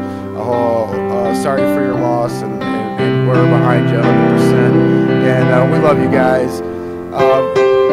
We're going to get back at this thing next week, man. Moose, we're going to have you back in the studio, and I get to see your ugly mug up and close and personal as you mine. I miss you, brother. I'm glad you're feeling well. We'll see you next week. See you guys. Yep. See y'all. Peace out, brothers. Peace. You're listening to Stu 57 Radio. Underground hip hop, rap, and R&B. Studio 57 Radio.